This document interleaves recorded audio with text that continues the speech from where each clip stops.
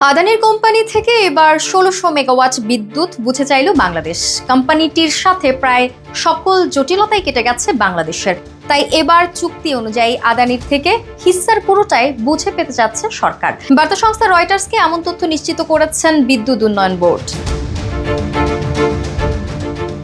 এর আগে টানা ৩ মাসের বেশি সময় ধরে বাংলাদেশে ঝাড়খণ্ডের গোড্ডা বিদ্যুৎ কেন্দ্র থেকে সক্ষমতার খুব সামান্যই সরবরাহ করছিল আদানির কোম্পানি। মূলত বাংলাদেশে শীতকালে বিদ্যুতের কম চাহিদা ও বকেয়া পরিশোধের জটিলতার কারণে সরবরাহ প্রায় অর্ধেক করা হয়েছিল। তবে এবার এসব জটিলতার অবসান ঘটায় ১৬০০ মেগাওয়াট চাহিদার পুরোটাই বুঝিয়ে দিতে বলেছে বাংলাদেশ। ক্ষমতাচ্যুত শেখ হাসিনার আমলে ২০১৭ সালে আদানির সঙ্গে ২৫ বছর মেয়াদী চুক্তি করে বাংলাদেশ। সেই চুক্তির আওতায় আদানি গ্রুপ তার $২ বিলিয়ন বিদ্যুৎ কেন্দ্র থেকে বিদ্যুৎ সরবরাহ করে আসছে। ভারতের ঝাড়খণ্ড রাজ্যে অবস্থিত এই কেন্দ্র গঠিত ৮০০ মেগাওয়াটের ২টি ইউনিট নিয়ে, যা কেবল বাংলাদেশকেই বিদ্যুৎ সরবরাহ করে।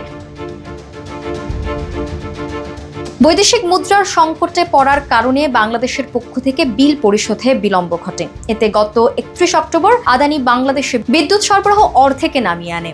এর ফলে ১ নভেম্বর গোড্ডার একটি ইউনিট বন্ধ হয়ে যায় এবং পুরো বিদ্যুৎ কেন্দ্রটির মাত্র ৪২% সক্ষমতায় পরিচালিত হয়। পরবর্তীতে বাংলাদেশ আদানিকে জানায় আপাতত কেবল অর্ধেক বিদ্যুৎ সরবরাহ অব্যাহত রাখা হবে।